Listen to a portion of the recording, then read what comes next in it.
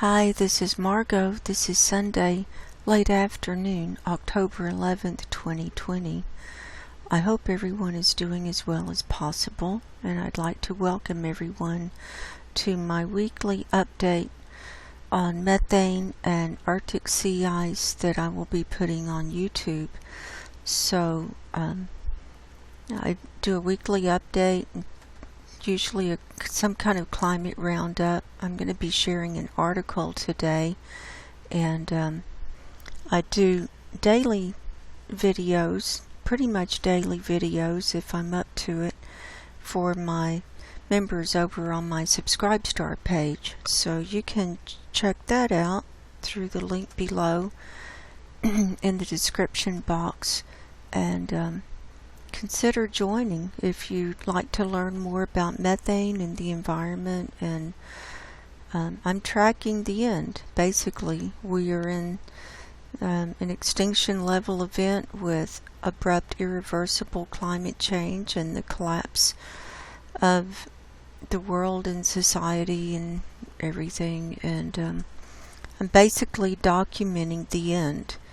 And so I consider myself a watch person, and I'm showing how close we are to the end, and also bringing a spiritual message that you need to get right with God and Jesus and finish up your relationships here, and get ready to exit the planet. So get your spiritual house in order. So let's get going. We're going to start with the NOAA methane data from yesterday, the 10th. This is for the 477/469 millibar reading. Here we're looking at the Met-1 satellite in the morning, and the mean or average was 1909 parts per billion. The high reading was 2454. The range was 1483 to 2454.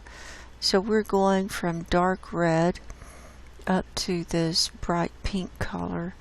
So here's the scale down here, and this the pink color it starts at 2000 parts per billion, and then it goes up to the highest number listed in the range.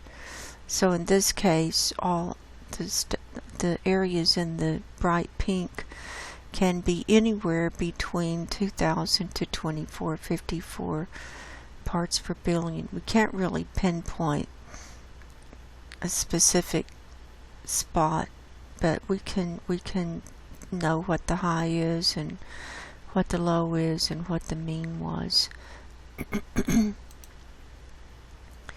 In the afternoon, the mean was 1907 and the high reading was 2385. On the Met-2 satellite in the morning, the mean was 1891 and the high reading was 2360. And in the afternoon, the mean was 1889 and the high reading was 2381. So I've been tracking this for about a year and a half now. It started in March of 2019 and been doing a weekly pretty much a weekly update. And so here's my weekly data, and here's a corresponding chart that goes with it. So here's the data for the 10th. And here are the means that I just called off and added up and divided by 4. We come up with an average of 1899 parts per billion this week. And so that's a decrease over last Saturday of 3 parts per billion. So we see the line going down here. So we're underneath this 1900 line today. Or yesterday was, they put the data out a day a day later. So, and then last week it had gone down 1.5 parts per billion. So I'm thinking we might have reached the peak, and we actually reached the highest number on September the 25th of 1904.25 parts per billion. And so it's that peak right there. And that was the day before my weekly update, but I decided to put it in here just as a reference point, just in case that was the highest. And typically methane starts going down around mid-October, and in this case it started going down.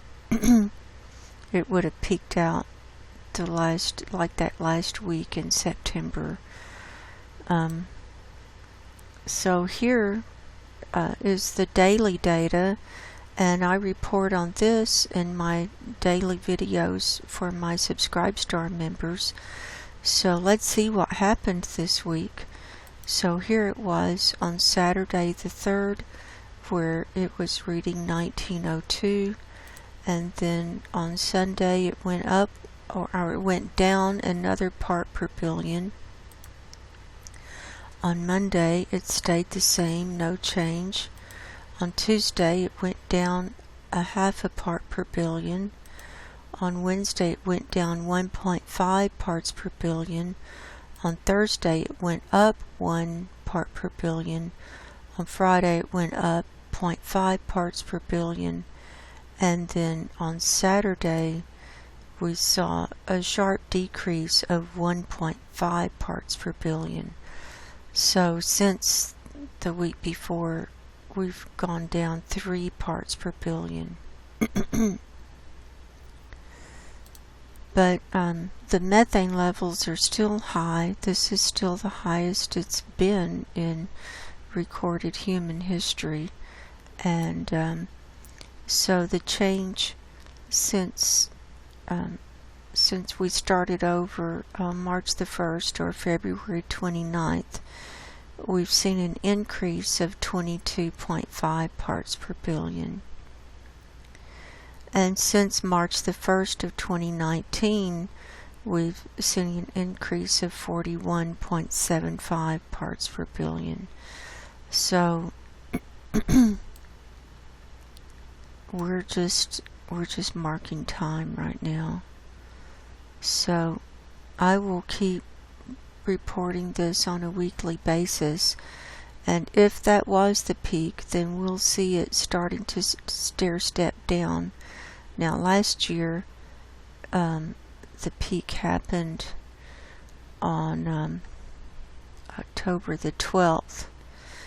It peaked out at 1885.75, and then we saw almost a steady decrease. We saw, a little stair-stepping, little increase here and there, and then it reached the lowest on December the 28th of 1861.75, and then there was a sharp increase the next week up to 1866. So there was a sharp increase of 4.25 parts per billion between December 28th and January 4th. And then it was stair-stepping, and then in February it started really zipping up. And there was this one look at this week where it went up 7.5 in 1 week. That's a lot. I think that's the most I've seen it in 1 week. So we'll just keep tracking it. Typically, or in the old days before we started really going out of control, methane wouldn't really start going up until around June or July. But this year, see, here it was in February where it just spiked up from this 18, what was it, 18, looks like 63, and it went up to above 1880 and then up to 18, looks like about 1883, and then it went back down in April, and then it kind of waffled and then started back up, back on its journey up in June, and it's been steadily increasing with a little stair step here and there, and then here's our decreasing here for the last 2 weeks.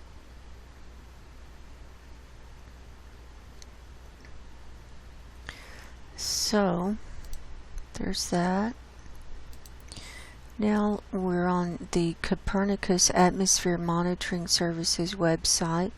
This is out of the EU, and this I like this website because you know, it depicts the colors, and I'm just a real color oriented person.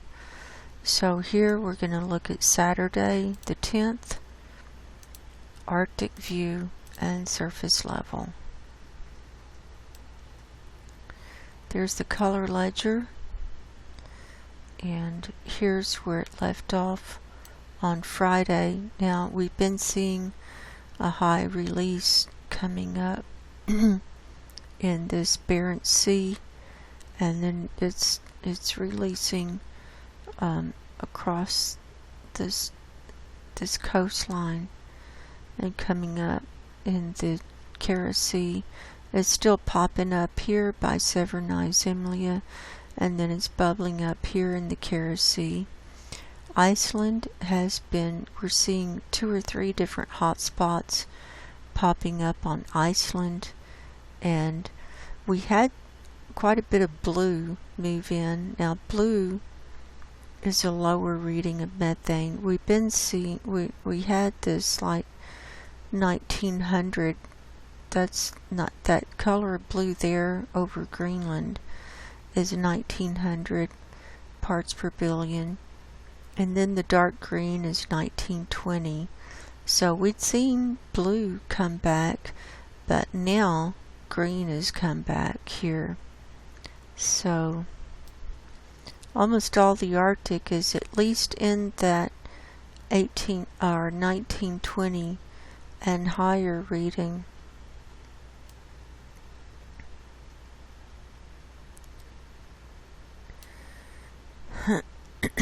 So let's run this. So the data is for Saturday, and the forecast is for Sunday through Wednesday.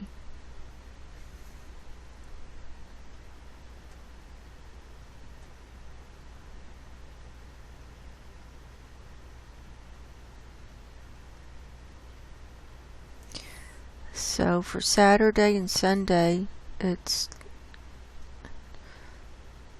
moved out and it looks like this darker green wave is like pushing through. You see it pushing through here, moving across, and so that's a lower reading.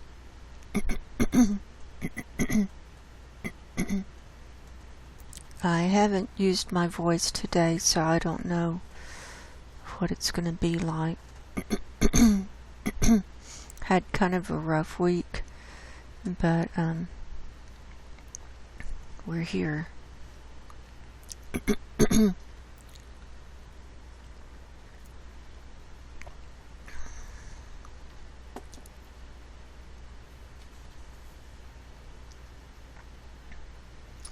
We still have high readings here in Russia and over here in Russia, and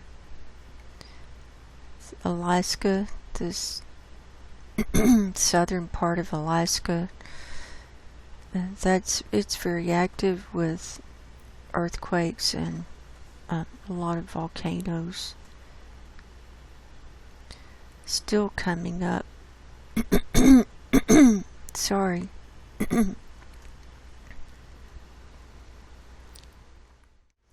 Let's move on to the North Pole view.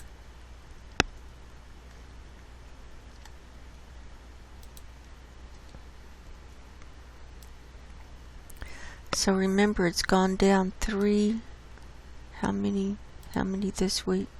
3 parts per billion. So we should see a change here. It should reflect in the fact that the colors, there should be less of these dark brown colors. We're seeing now India had been filling up completely, and now look in the forecast period, it's these darker colors are not coming all the way down. China had been filling up completely with the dark colors.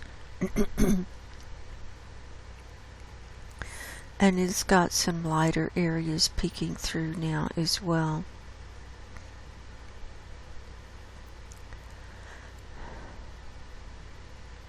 Here's the Persian Gulf. It's not as covered up. Now there are parts of the world that are still giving off very high levels of methane.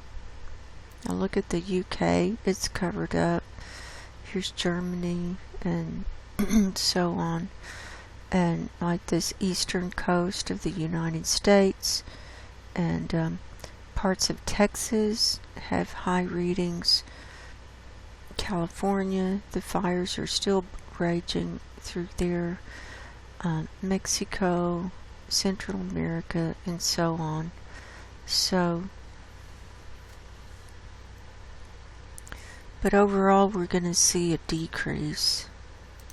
I think we are in the downtrend now. We might see a little stair-stepping, but I think we're generally headed down. I think we peaked out on September the 25th.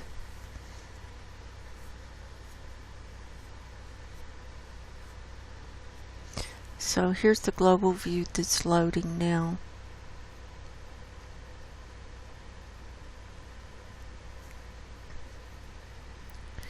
And we're starting to see more of this darker blue color come in. That's this color here. That's 1800 parts per billion. This light blue right next to it is 1820. And at one point, for a while there this summer, it was that light blue from about from the equator down. But now we've got more of that dark blue coming back, so that's showing a decrease in methane overall.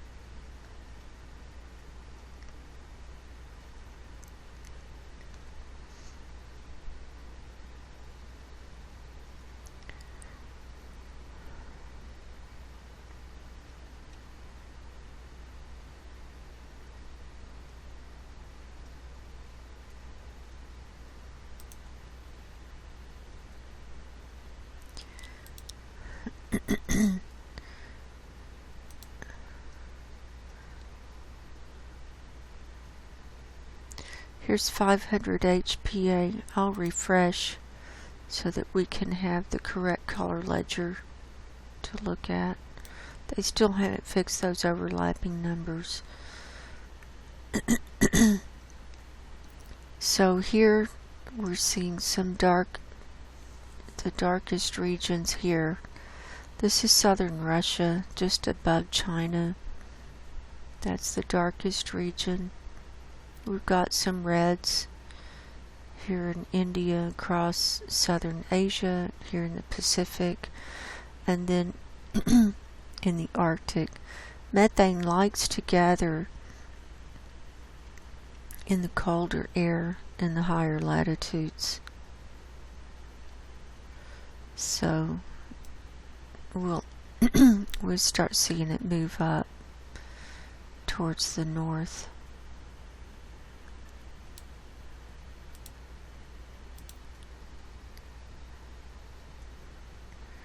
Here's total column, and I'll refresh for the correct color ledger.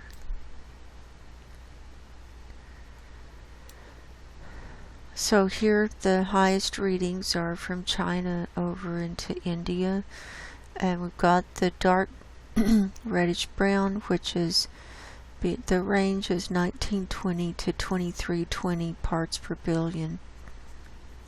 And then the next color down is this dark red, and it's covering up all of that southern Asia region. And look, in Mexico, this is near Popocatépetl, it's high as well.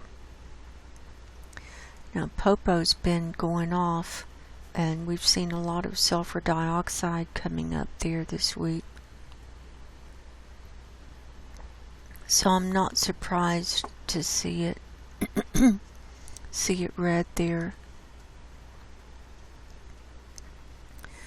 While we're here, we'll just go over ozone real quick. Load it for today. Here's the ozone for today. And it's still bad. It's still very bad. And we can see a lot of thinning down into the aqua zone over a lot of North America, especially Russia, and here China, and then the blue-green and the green, and it's just not good. The solid yellow is 300 Dobson units. That's this color here. That's considered average or a good reading. And then it goes to the right. We go to gold and red and beyond, and so it gets thicker as you go to the right. And we don't have many reds to offset the colors to the left of the yellow, which are this yellow green that drops down to 280, and then this green color is 260. This blue-green is 240. The aqua is 220. And then down here in the Antarctic, this purple-blue is 200. The blue is 175. The navy blue, the navy blue is 150. Then there's a did they change this? That looks very weird. Anyway, the black is 100 to 125 Dobson units. So this is thinned out because of all the smoke. So let's look at the Antarctic view. So see, the hole has been squished down. The area is still quite large and covering most of the continent, and then going way out beyond the borders.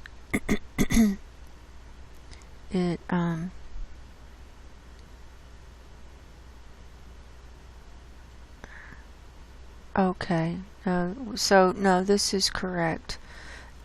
So this here, we've got a huge black area over central Antarctica, and that's the lowest reading, 100 to 125 Dobson units. So the sun's up down there, and it needs to start getting thicker. Okay, let's move on. Let's look at some sea ice now. I'll take you through a slideshow.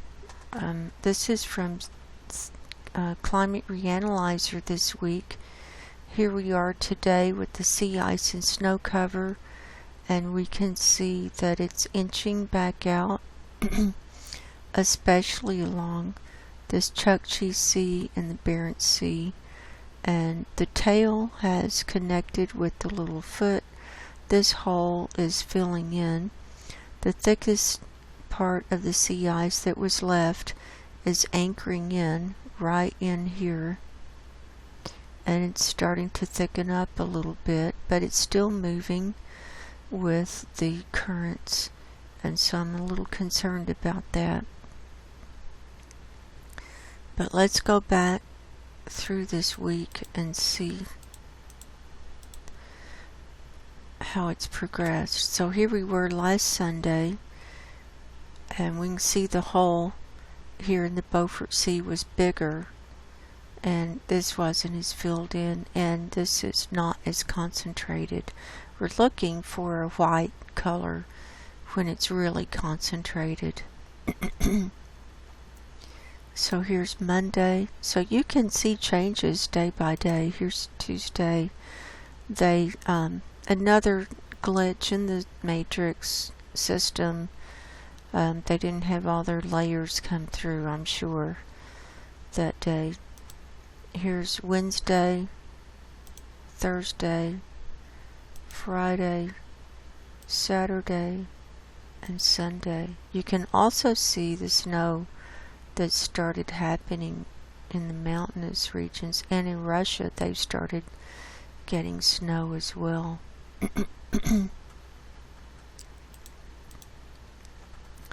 Here's the Navy model for sea ice thickness for today.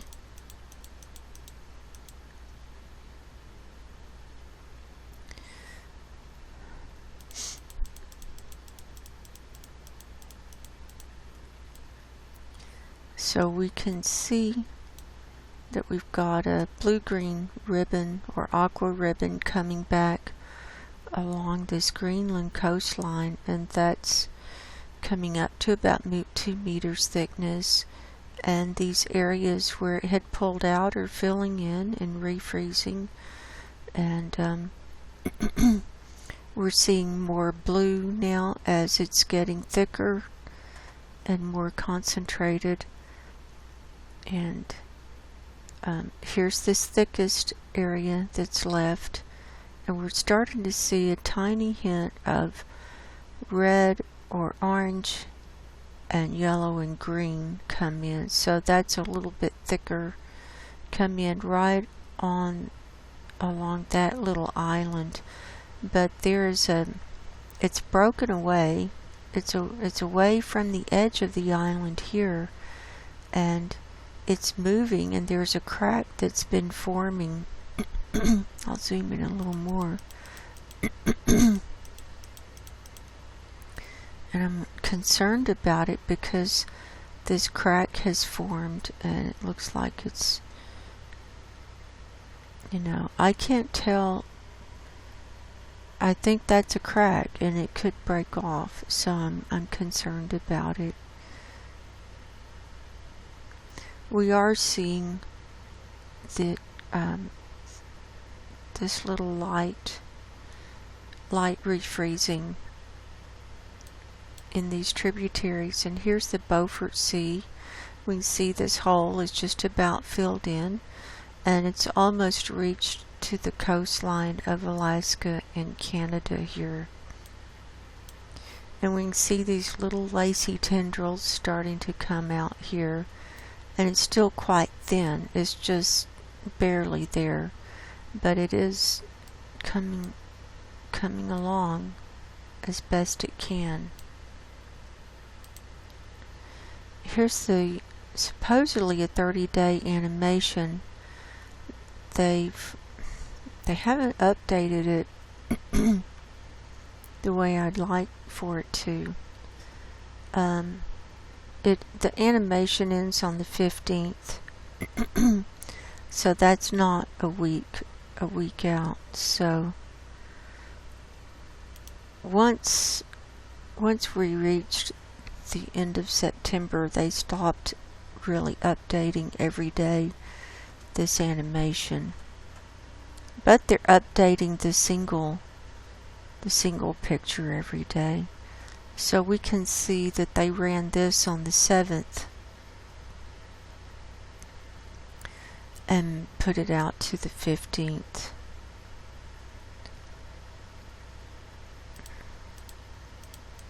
So I'm going to zoom in. So this is all we've got. So it's forecast out to the 15th.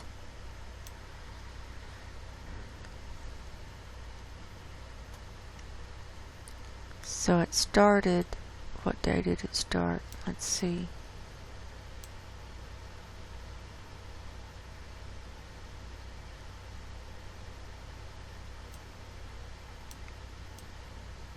September the 16th, it looks like.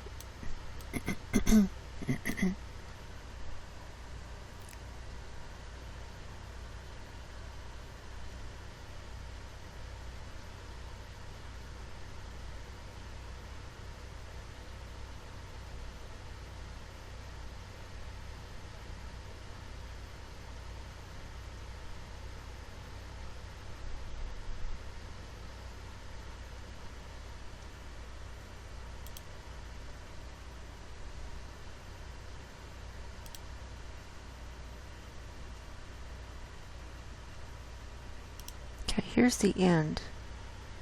So here's the 15th.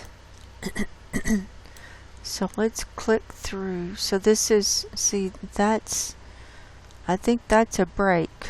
It's a dark line coming through, and I don't know if that's going to break off or not.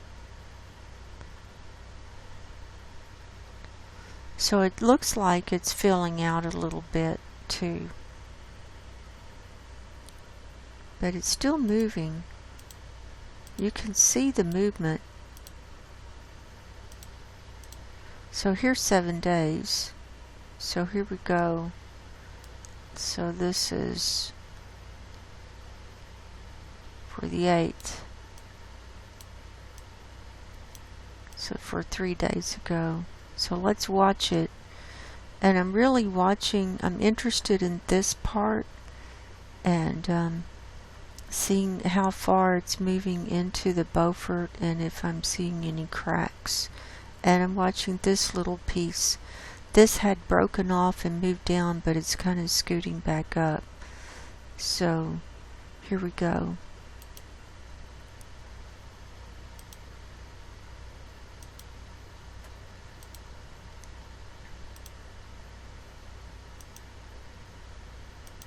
So we are seeing movement, definitely, and it's not out of the woods. I'm going to watch this during the winter, and so we can see where it's going to be come next melt season if we're still here.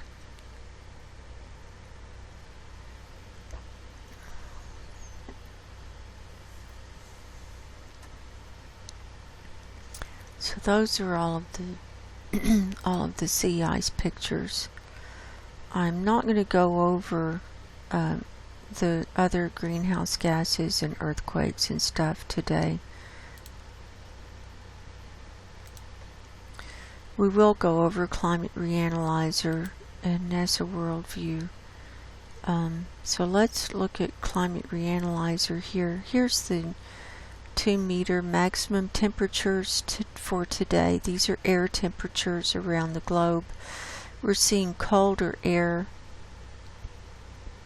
that is below freezing moving out across the Arctic now, but it's still at 0 or higher here on this Russian side, and still quite warm here coming up from the Atlantic. And I'm going to concentrate on the Arctic region. Here's 2-meter temperature anomaly for today. Now look at Greenland.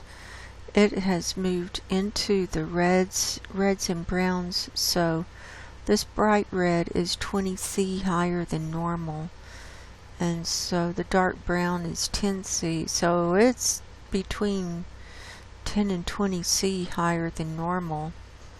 And then it's same type reading here over a lot of the Arctic area there in Russia.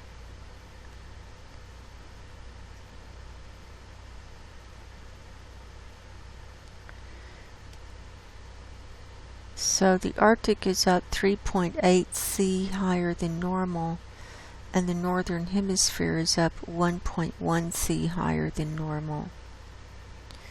Now, we saw this at like 4.3 higher than normal this last week, but it started to go down. It did not get up to the 5C higher than normal, which was one of Sam Carana's models that he had run.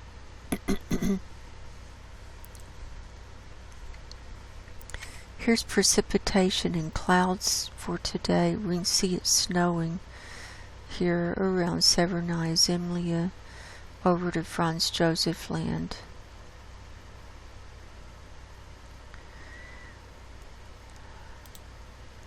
Here's 10-meter wind speed, where it's picking up here just north of Svalbard.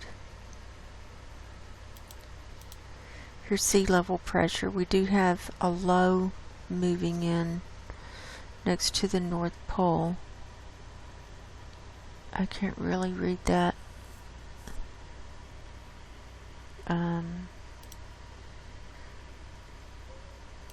Here's jet stream. 990. That's 990 right there. So here's our broken up jet stream for today around the planet, causing weather chaos.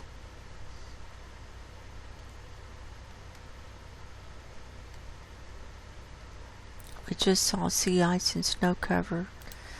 Now here's sea surface temperature anomaly. The latest data is from Friday, and we can see the pinks have gone away, so it's so that high region of 6C higher than normal has now gone away, and we're into the reds and into the browns now on the sea surface temperature.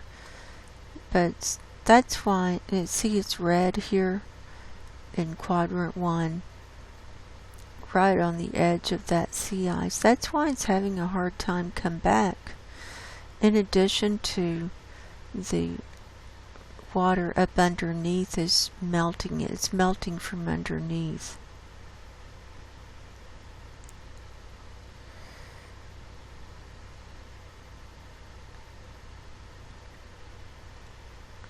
So the northern hemisphere and North Pacific are up 0.8 C higher than normal, and the North Atlantic is up 0.7 C higher than normal. So these have come down a tiny bit. Now here's National Snow and Ice Data Center. This is your sea ice. Here's concentration. This is for yesterday, and we can see with all the blues, here's the ledger. The more blue it is, the less concentrated it is, meaning it's got gaps between the ice where it hasn't frozen back, or it's kind of not good, not a healthy ice, or it's kind of slushy and moving about. We want to see solid white. When it gets to solid white, it's 100% concentrated. Here's the sea ice extent. Now, this had, remember at the in the summer we had gone below 2012. This dotted line is 2012, which was the lowest it had measured for extent. And then this year we were below 2012 in parts of June and July, and then it hopped up, and then it ran kind of parallel, and then but it's been above 2012, they say. But look at this, it's going to be tied, and this is not the latest. This is like October starts here, so this is at the end of September. It was almost tied.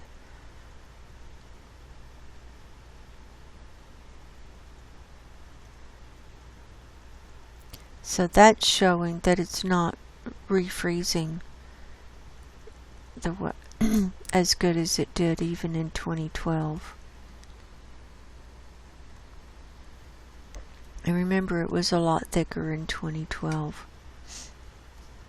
So you can't even compare. It's a whole different world. It's a different ice. There's very little thick sea ice left. Here's NASA Worldview. Here's sea ice concentration. This is the blue marble layer.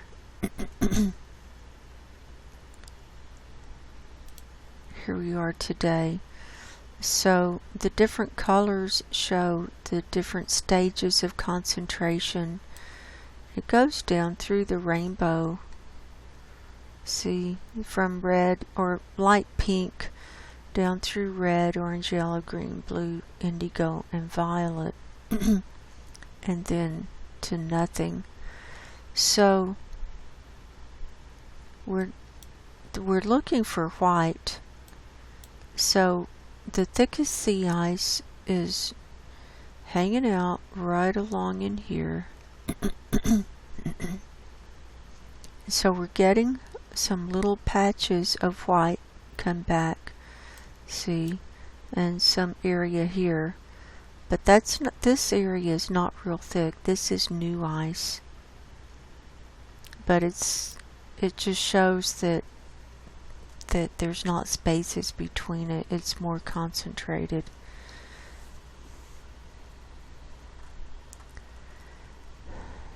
So here's the hole in the tail. So it's just in different stages of refreeze.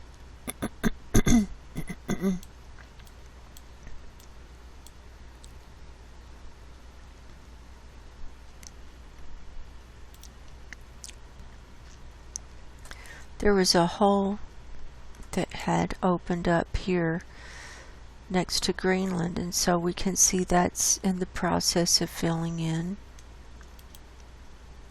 See? And it's coming down a little further and out a tiny bit.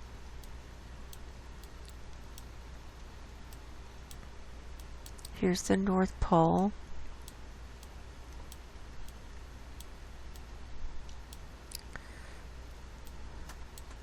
So these little tendrils, that's how it comes back at first, and then it gets thicker and thicker.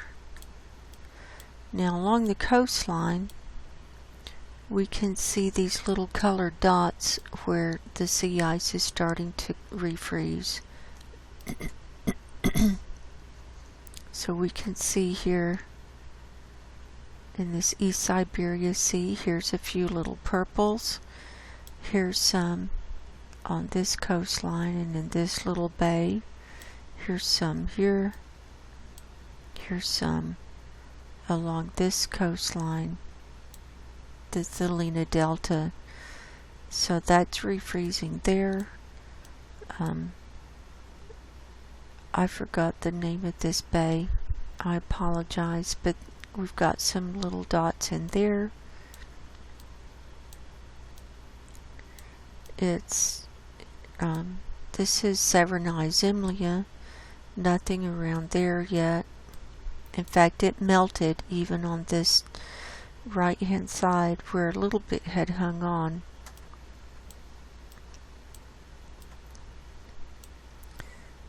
Nothing in the Gulf of Ob yet.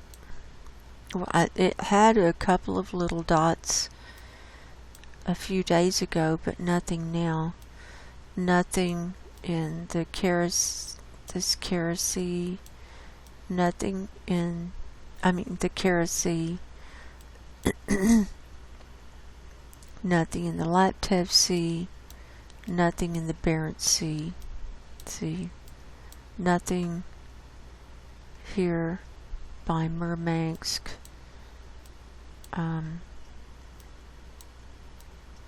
It's too warm. This water is just too warm for it to be refreezing. Nothing around Svalbard yet.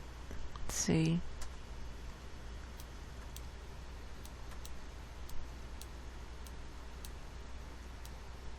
I read an article that it melted. This year was the furthest end that it had melted. It was like 85. The edge had gotten to 85 degrees north latitude. That was the furthest north that it had melted this year. This year was the furthest it had done that. So I'm going to leave that because this is all covered up. We can't see anything. It's all blacked out now. Now I'm going to go over this article and then finish up.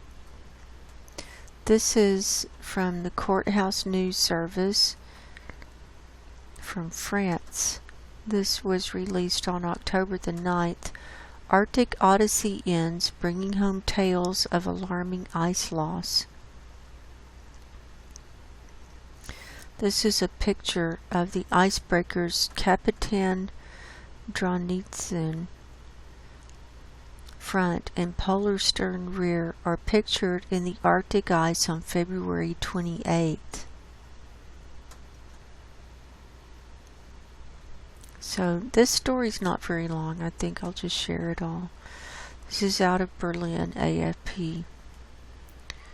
The biggest Arctic expedition in history will return to the German port of Bremerhaven on Monday after a year-long mission, bringing home observations from scientists that sea ice is melting at a dramatic rate in the region.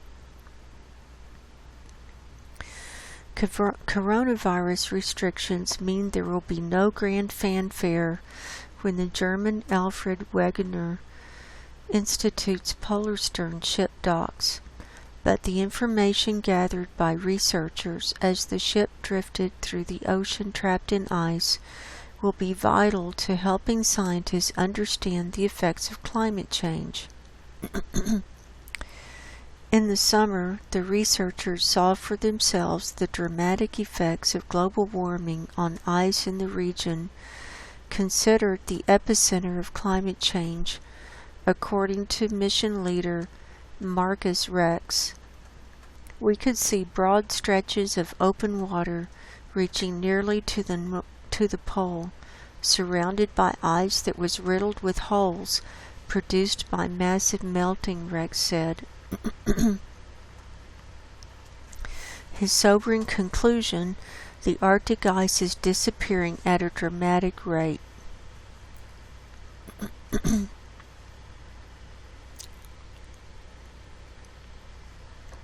Magical moment. The researchers' observations have been backed up by U.S. satellite images showing that in 2012 sea ice in the Arctic reached its second lowest summer minimum on record after 2012. The Polarstern mission, dubbed Mosaic, spent 389 days collecting data on the atmosphere, ocean, sea ice, and ecosystems to help assess the impact of climate change on the region and the world.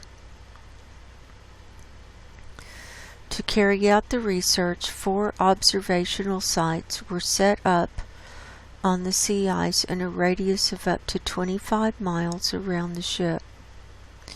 The researchers collected water samples from beneath the ice during the polar night to study plant plankton and bacteria and better understand how the marine ecosystem functions under extreme conditions.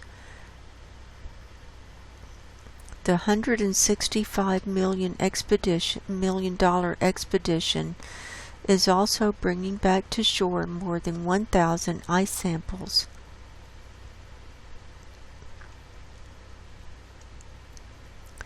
With the Odyssey drawing to a close, work will begin in earnest on analyzing the samples and data retrieved or recorded on site.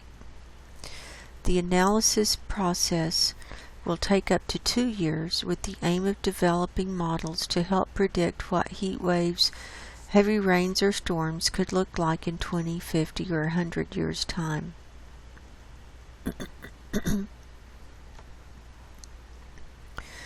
To build climate models, we need in situ observations.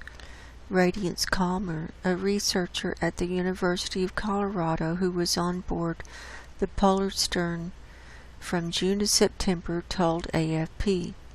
The team used drones to measure temperature, humidity, pressure, and wind speeds to create a picture of conditions in the region that will be very useful for establishing a climate model, Calmer said.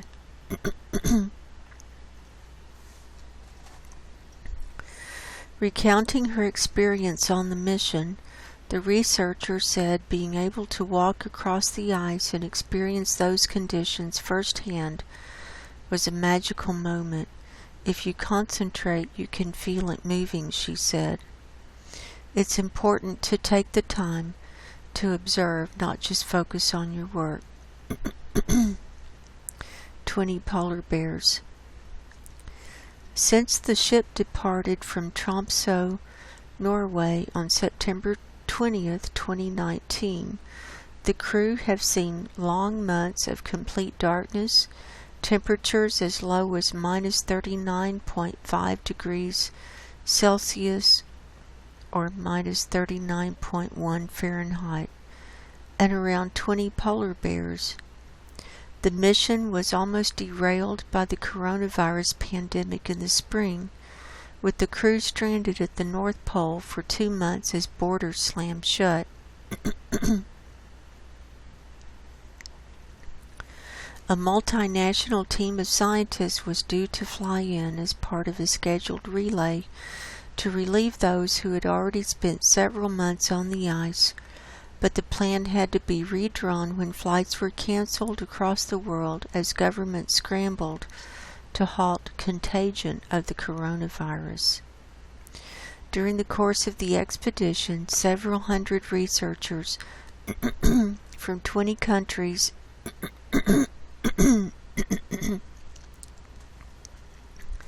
spent time on board the German ship as it traveled with the ice along a wind-driven route known as the Transpolar Drift.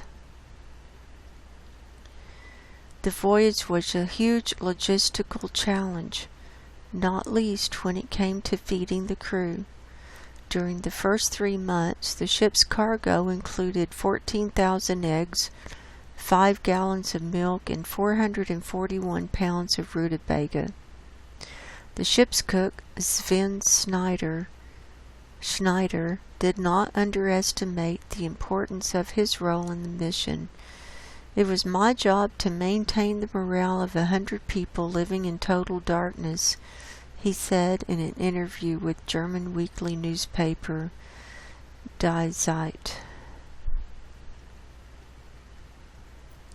So, I will leave the link below to that article. So they're heading home, and now they're going to analyze all their data, and if we're here 2 years from now, we'll see what they say. I kind of don't think we're going to be here 2 years from now, but we don't know what God has planned. So I've been going on a journey through the prophets of the Old Testament, and today we're starting on Zechariah chapter 1.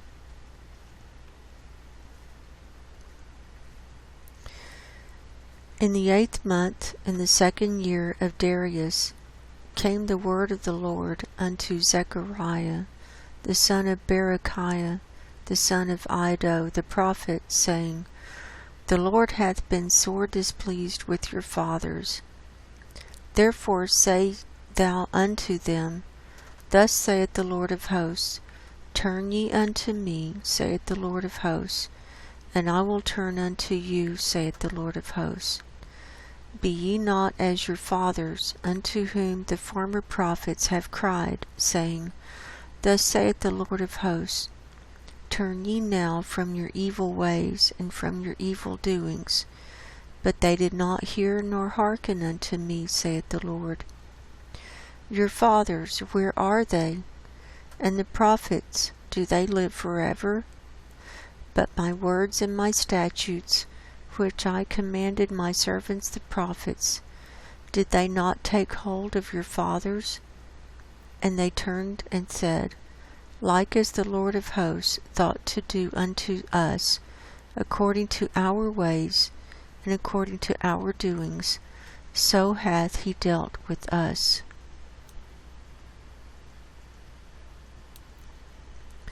Upon the 24th day of the 11th month, which is the month of Sebat, in the 2nd year of Darius, came the word of the Lord unto Zechariah the son of Berechiah, the son of Iddo the prophet, saying, I saw by night, and behold, a man riding upon a red horse, and he stood among the myrtle trees that were in the bottom, and behind him were their red horses, speckled and white. Then said I, O my Lord, what are these? And the angel that talked with me said unto me, I will shew thee what these be. And the man that stood among the myrtle trees answered and said, These are they whom the Lord hath sent to walk to and fro through the earth. And they answered the angel of the Lord that stood among the myrtle trees, and said, We have walked to and fro through the earth, and behold, all the earth sitteth still, and is at rest.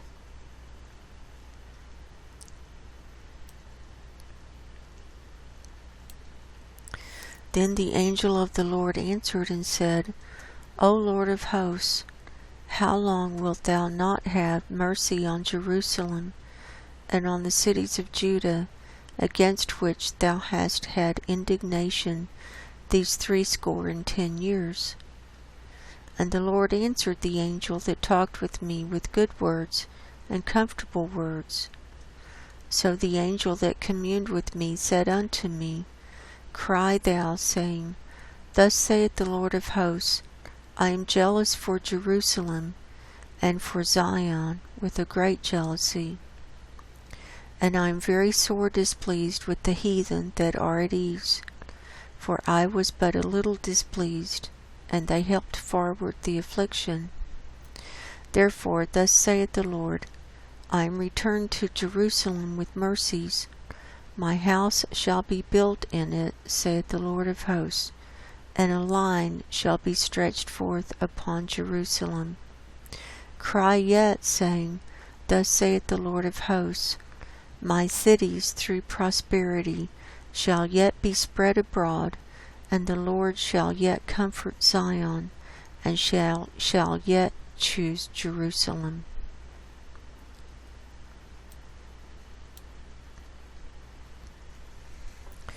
Then lifted I mine eyes, and I saw, and behold, 4 horns. And I said unto the angel that talked with me, What be these? And he answered me, These are the horns which have scattered Judah, Israel, and Jerusalem. And the Lord shewed me 4 carpenters. Then said I, What come these to do? And he spake, saying, These are the horns that have scattered Judah, so that no man did lift up his head, but these are come to fray them, to cast out the horns of the Gentiles, which lifted up their horn over the land of Judah to scatter it. Zechariah chapter 1.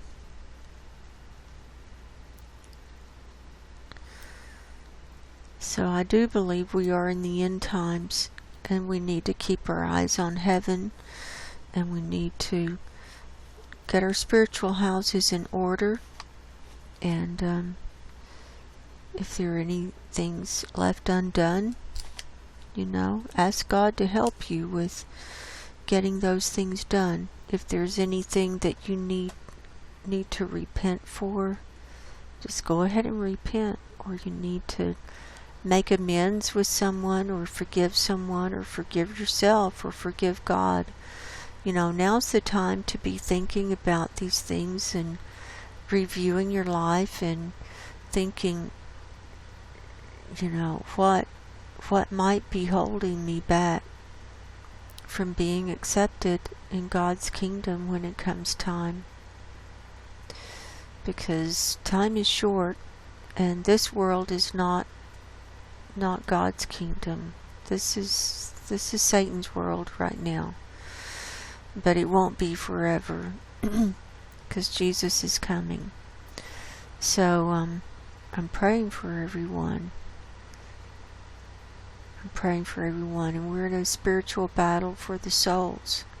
You need to make a stand and go ahead and decide, are you on the side of God and Jesus? And if not, you're going to be counted on the side of Satan by default if you don't say, I'm on the side of God and Jesus, and start living a holy life. And it's important to keep holy company. I think there's another dividing that's happening now, and people need to really look at the company they keep, and if it's not holy company, and if it's keeping them distracted from the spiritual walk and getting ready to move on to the heavenly realms, I think you need to re-examine that. So I'm praying for everyone. I love you, and I'll be talking with you soon. God bless you. Go in peace, and good night.